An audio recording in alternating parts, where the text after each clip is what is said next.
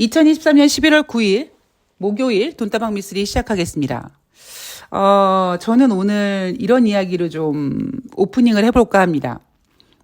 미쓰리는요, 경제란, 주식이란 리듬을 타는 거다라고 생각을 합니다.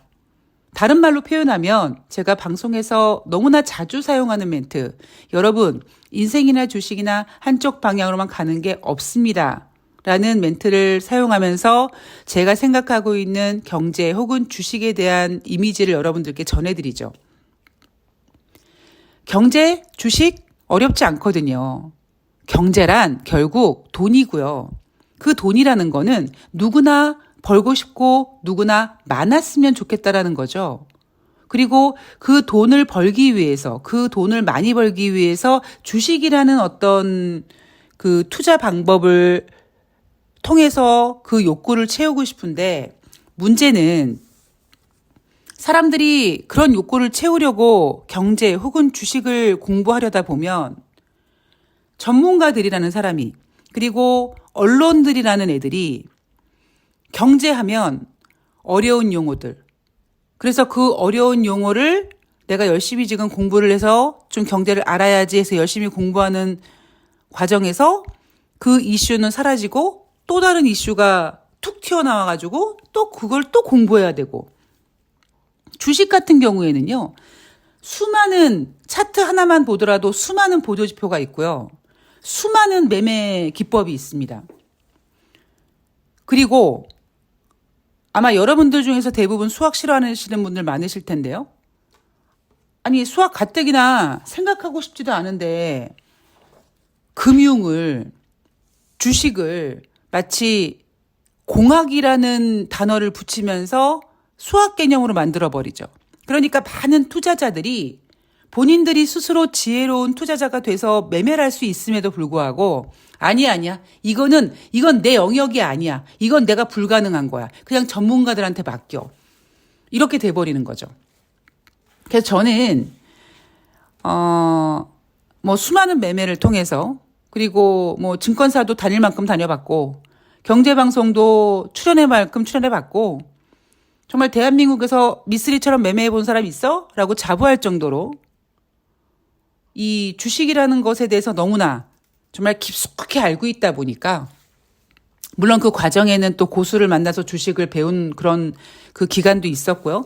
하다 보니까 주식이란 그렇게 어려운 게 아니다. 그냥 리듬을 타는 거면 충분하다. 그럼 아마 여러분들이 이런 생각하실 거예요. 미쓰리, 나도 리듬을 타고 싶어. 그리고 미쓰리, 네가 얘기하는 거 있잖아. 인생이나 주식이나 한쪽 방향으로 가는 거 없다고.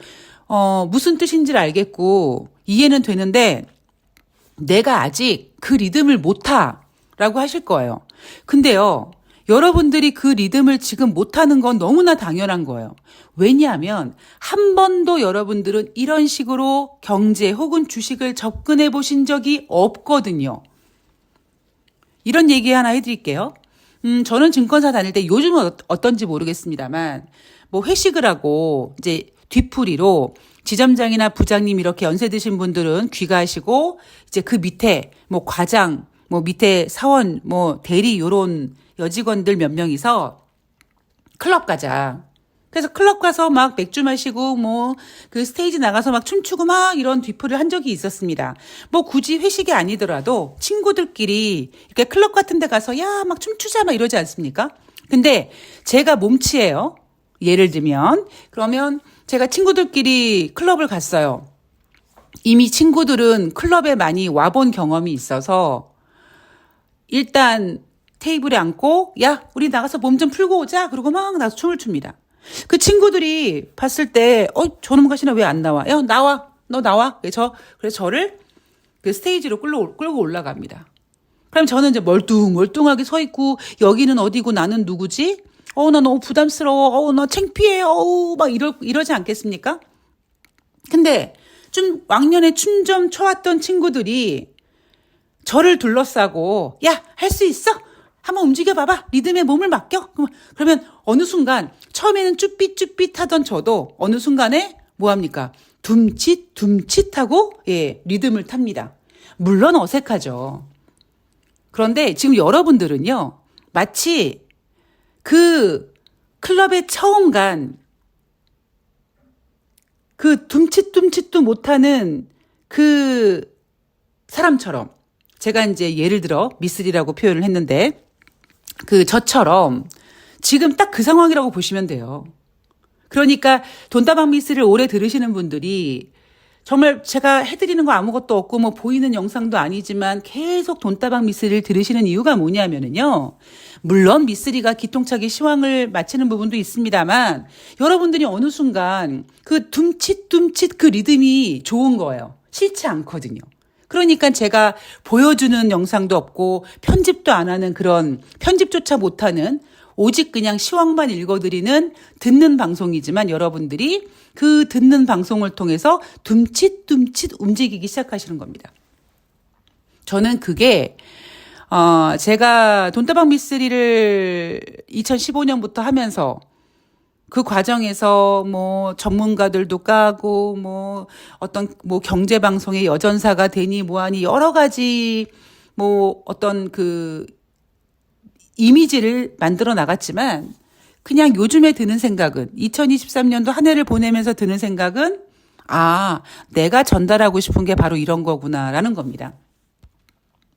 그래서 여러분들이 앞으로도 미쓰리와 함께 둠칫둠칫 하시면 되는 거예요. 예. 불편해하거나 아니면 어색할 수는 있어요. 그런데 그런 것에 대해서 쫄지 마시고요. 두려워하지 마시고요. 미쓰리 개뿔도 없잖아요. 개뿔도 없지만 TV에 나오는 나름대로 유명하다는 전문가 아니죠. 더 연봉들 센 증권사 애널리스트들보다 훨씬 더 시황을 잘 봅니다.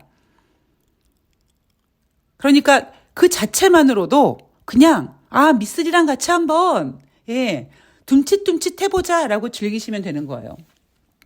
제가 여러분들을 춤꾼까지는 아니더라도 충분히 그 스테이지에서 어느 정도 제 리듬 좀 타네 라는 정도까지는 여러분들께 여러분들 그래 만들어 드릴 수 있도록 최선을 다하겠습니다.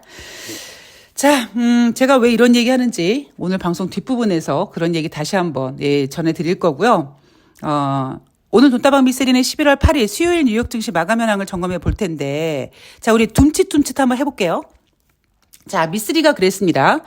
10월 말일부터 11월 첫 번째 주가 있는, 그러니까 10월 30일부터 11월 3일까지는 뉴욕 증시가 그렇게 크게 빠지면 안 된다.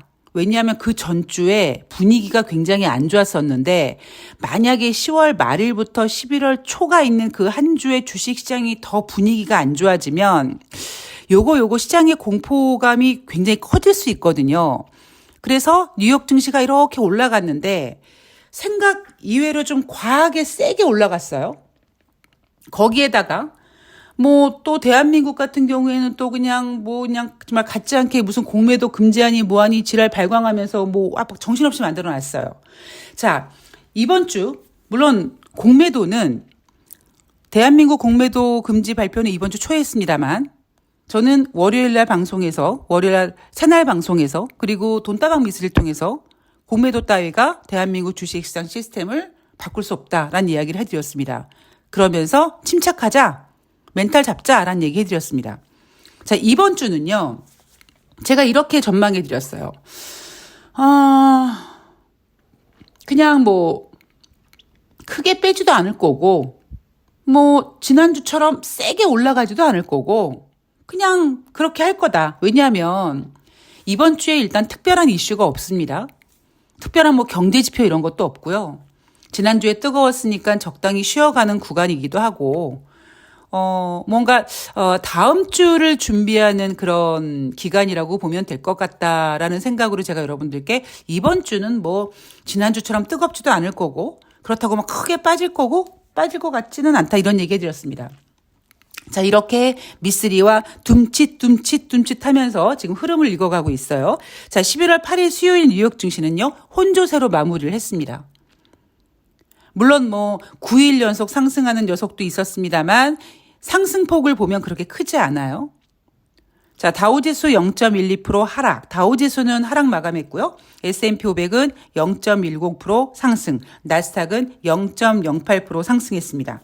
자, 이날 뉴욕 증시가 혼조세인 이유는 연준의 향후 정책 행보를 주시하며 혼조세로 마감을 했다라고 합니다. 이번 주에는 뭐 내놓을 만한 게 없었어요. 자, 제가 잠시 전에 다음 주를 준비하며 란 얘기 해드렸잖아요. 다음 주에 많은 일들이 있습니다. 물론 오늘 11월 9일은요. 대한민국 11월 옵션 만기일이긴 해요.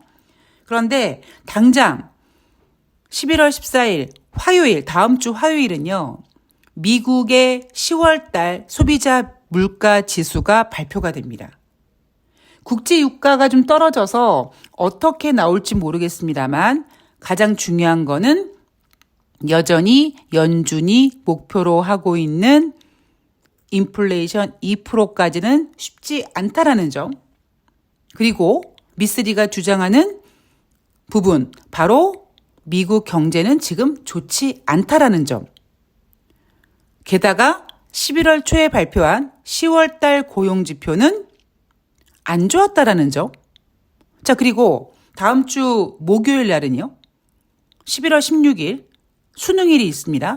대한민국 주식시장은 1시간 늦게 시작하고 1시간 늦게 끝납니다. 엄청난 피로감을 아마 느끼실 거예요. 그리고 무엇보다 17일, 11월 17일 다음 주 금요일이죠. 미국 연방정부 임시 예산안 종료일입니다. 그래서 아마 다음 주는요. 굉장히 좀 긴장감이 필요한 한 주가 되지 않을까라는 생각을 여러분들께 미리 전해드리겠습니다. 자, 여하튼 뉴욕 증시는 혼조세로 마감했고요. 이날 발표된 경제지표 9월달 도매 재고 전월 대비 0.2% 상승했습니다. 8월 달에는 0.1% 감소했는데 8월 달보다는 개선됐다. 그러면 만약에요. 전 이날 뉴욕 증시가 혼조세로 마감한 것에 대해서 어떤 전문가가 이날 경제지표가 발표됐는데 9월달 도매 재고가 전월 대비 0.2% 증가돼서 뉴욕 증시가 혼조세로 마감했다. 이런 허공에 삽질하는 소리 하면 정말 저 떠들 뻔했어요. 왜냐? 여러분들이 생각하셔야 될 게 뭡니까? 지금 11월이에요. 오늘이 지나면 11월 중순입니다. 그런데 이날 발표된 경제지표 몇 월 달 거? 9월 달 도매 재고입니다. 여러분 8월 달 증시 별로 안 좋았었어요. 뉴욕 증시. 그러니까 당연히 분위기 타고 안 좋았다가 9월 달은 그래도 8월 달보다는 좀 그냥 그럭저럭 했죠. 그리고 10월 달 안 좋았었습니다. 그리고 지금 11월 달 증시가 이어지고 있고요. 제가 이런 얘기 계속 해드리는 이유가 뭐예요? 자, 둠칫입니다. 둠칫. 자, 미국의 국채 발행 지금 진행되고 있는데 제가 여러분들께 그렇게 큰 의미 두지 마십시오. 그냥 전문가들이 혹은 언론이 이번 주 중요한 경제 지표도 없고 중요한 이슈도 없고 한데 뭔가 필요한데 계속 뭔가 좀 있어 보이는 듯한 이슈를 갖다 끌어모으다 보니까 미국 국채를 발행하는데 어쩌니 저쩌니 합니다. 10년물 국채 입찰 수요는 강하지 않았으나 평균 수준에서 부합했다. 아니 여러분 부자가 망해도 3년 간다는데 미국 국채 발행 안 되겠습니까? 근데 수요는 강하지 않았다. 그래 알았어. 그 정도로 넘어가시면 돼요. 너무 깊이를 두실 필요는 없습니다. 자, 12월 달 FOMC 회의를 볼게요. 12월 달 기준금리 동결 가능성 90.4%, 그다음에 25bp 금리 인상 가능성 9.6%밖에 안 됩니다. 자, 내년도 6월까지 지금의 미국 기준금리 유지 가능성은 23.7%. 6월 달 정도 안에, 6월 안에 금리가 인하될 가능성 72.6%예요. 자, 이 시점에서 미쓰리 생각을 다시 한번 정리해드리면 저는 이미 작년 이맘때부터 여러분 2023년 하반기에 많은 투자자들이 금리 인하를 원하지만 금리 인하 안 됩니다. 그냥 연준은요. 2023년도에는 어느 정도까지 금리 인상을 해요. 근데 아마 연준이 깨닫게 될 것이다. 무엇을? 더 이상 연준의 금리 인상으로 인플레이션을 컨트롤할 수 없다라는 점을. 왜냐하면 경제지표가 꺾일 거기 때문에. 그러면 결국 연준은 금리를 인하하지 않고 어느 정도 적정선에서 동결을 연말까지 유지할 거라고 작년 이맘때부터 제가 노래를 불렀습니다. 올해 초에 많은 투자자들이 올해 하반기 미국의 기준금리 인하를 기대했지만 그들의 예상과는 달리 미쓰리가 정확히 맞췄고요. 9월 달에 금리 동결하면서 제가 11월, 12월 금리 인상 못할 거예요. 어떻게 감히 금리 인상을 해? 경제 지표가 그거밖에 안 되는 주제. 이렇게 얘기하면서 단지 시장에서는 내년 2024년도 여름 정도에는 금리를 인하할 거다라고 보고 있고 연준은 내년 연말 정도라고 생각하고 있습니다만 미쓰리는 일단 내년 6월보다는 좀 앞당긴 타이밍에 금리 인하가 진행될 가능성이 있다. 자, JP모건 CEO가 미국의 국채가 7%, 8% 될 수 있을 것 같은데 니네 감당할 수 있겠어? 라고 시장에 협박을 하지만 저는 다른 협박을 하는 거죠. 어이, 만약에 진짜 미국이 7%, 8%까지 국채금리가 올라가면 그 숫자 찍기도 전에 이미 뭔가가 개박살돼 있을 거야 라고 JP모건 CEO의 의견에 반박을 하고 있습니다. 자, 그러면 미쓰리가 생각하고 있는 금리 인하는 지금 시장이 생각하고 있는 것보다 조금 앞당겨질 거다. 근데 미쓰리가 주장하고 있는 근거는 이런 거죠. 미국은 쓸 카드가 많고 자존심이 강한 나라여서 자기네들이 경제 지표가 안 좋아서 금리를 인해야 될 것 같아. 지금 너무 5%의 기준금리가 22년 만에 지금 이 금리가 계속 유지되고 있는 상태에서 여기저기 부작용이 생기거든요. 뭐 상업용 부동산도 마찬가지고 개인 소비도 줄어들고 있고. 근데 이 상황에서 이거를 오래 유지하기는 좀 그렇고 금리를 좀 인하해서 분위기를 좀 만들어 놓고 싶은데 미국 경제가 좋지 않아서 금리를 인하합니다라고 얘기하기엔 너무 쪽팔리고 그러면 다른 핑계를 댈 것이다. 뭐 이스라엘과 하마스의 전쟁이라든가 아니면 중국 경제라든가 뭐 기타 등등 이슈를 대고 내년 초에 금리를 인하하지 않겠는가라는 것이 미쓰리의 생각이죠.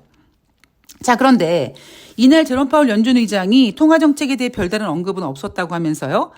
미국 시간으로 9일 목요일 오후에 자크 폴락 연내 리서치 컨퍼런스에서 정책 토론을 하는데 이때 혹시 통화 정책을 예지하지 않겠는가라고 보고 있지만 아마 얘기 잘 못할 겁니다.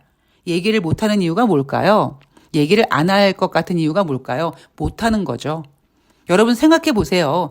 제롬 파월 연준 의장은요. 실리콘밸리 뱅크 사태 터지기 일주일 전에 50bp 금리 인상 하겠다고 했고요. 9월 달에 금리 동결하면서도 금리 인상 할 거라고 얘기했는데 지금은 아예 그런 얘기를 주둥이 밖으로 내놓지도 못합니다. 그렇다고 금리를 동결할 거예요라고 얘기하기도 애매하고 인상하지는 못할 것 같고 그러니까 그냥 아예 통화정책 얘기를 못하는 거예요. 그런데 의미 있는 발언이 하나 나왔어요. 뭐냐. 리사쿡 연준 이사가 이런 얘기를 합니다. 러시아, 중동, 중국을 포함한 글로벌 지정학적 긴장이 악화되면 세계 시장의 광범위한 부정적 파급 효과가 우려된다. 이게 무슨 얘기입니까? 바로 미쓰리가 이 연준 이것들이 내년 초에 금리 인하하려고 할 때 뭔가 필요한 명분이 있는데 지금 리사쿡 연준 이사가 그 명분을 미리 밑밥을 깔고 있다라는 얘기입니다. 뭐 이건 나중에 뚜껑을 열어보면 알겠죠. 자, 3분기 어닝 시즌 마무리되어 가고 있죠. 이미 3분기 어닝 시즌이 시작하기 전부터 미쓰리가 3분기 어닝 시즌 관전 포인트 여러분께 알려드렸습니다.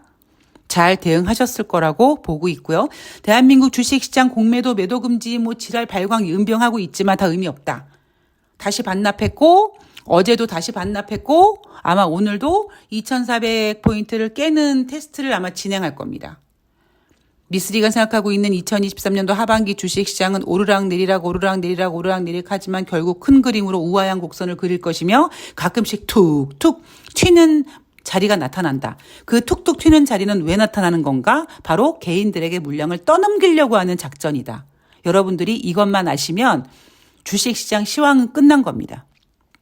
자, 제가 오늘 오전 오프닝에 이것저것 좀 이야기를 하면서 뒷부분에 또 다시 말씀을 드린다고 했는데 많은 분들이 아시겠지만 돈다방 미쓰리 좀 오랫동안 들으신 분들은 아시겠지만 일단 올해는요. 사실 미쓰리가 돈을 되게 많이 벌 수 있는 그런 사이즈였는데 제가 만약에 돈을 못 번다면 했던 그 가정 개인들이 시장에 뛰어들어왔다. 근데 그 가정이 현실화되면서 사실 뭐 상반기 때는 잘 안 됐었어요. 그러다가 이제 6월달, 7월달 미쓰리가 급격하게 슬럼프가 왔었고, 그리고 8월달에 이제 그 슬럼프를 이기면서 시황의 달인이라는 멤버십을 만들고 이제 뭔가 다시 으쌰으쌰 해보자. 이제 개인들도 어느 정도 떨궈져 나갈 것이고, 미쓰리가 예상한 대로 주식시장이 오르락내리락 하면서 우하향 곡선을 그리면서 개인들이 이제 시장에서 이렇게 나가면 진짜 미쓰리가 돈 벌 시간이 돌아온다. 근데, 그렇게 마음의 준비를 하고 각오를 했는데 너무나 아쉽게도, 9월 초에 행운이가 뇌종양 판명을 받고 10월 중순까지, 간병하느라고, 예, 정신줄을 놨고요. 10월 16일 날 행운이가 무지개 다리를 건너고 어찌 보면 뭐 지금까지 많이 좋아졌습니다만 지금까지 애도의 시간, 예, 추모의 시간, 행운이를 이제 마음속에 담는 시간을 갖다 보니까 제가 지금 집중을 못했어요. 근데 야 이제는 뭔가 정신 차리고 이제 진짜 미쓰리가 돈 벌 구간이 왔으니까 좀 정신 차리고 해야겠다라고 했는데 다행스럽게 이벤트 하고 있는 종목들, 정말 오래 기다려주신 분들의 종목들이 지금 하나씩 예, 정리가 되고 있습니다. 그래서 제가 지금 이벤트 하시는 분들 리스트를 다 갖고 있으니까 기억, 니은, 디귿 순으로 이렇게 뭔가 작업을 하고 있어요. 근데 어제 어떤 분께서 미쓰리 나 오래 기다리고 있는데 나 잊어버리지 않았지? 하고 연락을 주셨습니다. 그래서 제가 왜 잊어버립니까? 그래서 아마 지금 이벤트 하시는 분들, 나 진짜 오래 기다렸는데 미쓰리 나 잊어버린 거 아니야? 라고 하시는 분들, 아마 이제 제가, 예, 톡을 통해서, 얘가 진짜 나 안 잊어버렸구나. 얘가 진짜 나 끝까지 책임지려고 하나 보네. 그걸 느끼실 수 있는 작업을 지금 진행 중이니까 기다려 주시고요. 이제 좀 저도 정신 좀 차리고, 최근 들어 또 종목들도 잘 움직이고 있고, 일단 시황도 잘 맞아가고 있기 때문에, 오랫동안 기다리신 분들, 늘 말씀드리지만, 저는 약속은 지키는 사람입니다. 여러분들이 약속을 깨지 않는 한, 그 얘기가 뭐예요? 뭐 손절하거나 뭐 추가로 물타기를 해서 이미 던져버렸다든가 뭐 이런 작업만 없으시고 그냥 미쓰리 믿고 가신다면, 예, 이제 올해 못 벌었던 돈을 내년에 한번 쓸어 담기 위해서 뭐 주식은 어차피 뭐 한 해만 하고 그만두실 거 아니잖아요. 꾸준히 하실 거니까, 지금 이벤트 하시는 분들, 기다리시느라고 답답하고 속상하시겠지만 여전히 돈다방 미쓰리 들어주시면서 기다려주시는 거 너무 감사 말씀드리고 거기에 대한 보답은 무조건 해드리는 걸로 제가 약속을 드리도록 하겠습니다. 그래서 이제 진짜 점점 이제 어느 정도 저도 마음을 좀 잡고 있는 것 같아요. 뭐 아직까지 물론 뭐 10년 동안 함께했던 행운이 자리가 너무 커서 저의 정신적 지주이다 보니까 쉽진 않지만 그래도 저는 어찌 보면 행운이가 엄마 더 열심히 살아. 엄마 그동안 나한테 너무 정성을 다하고 그랬으니까 이제 나를 보낸 다음에 엄마를 위해서 엄마의 미래를 위해서 더 열심히 살아라는 기회를 준 게 아닐까라고 생각하면서 열심히 최선을 다하도록 하겠습니다. 자, 저는 이따가 오후 5시죠. 오후 5시에 새날에서 뵙도록 하겠습니다. 돈다방 미쓰리는 내일 찾아올게요. 오늘 좋은 하루 되세요. 고맙습니다.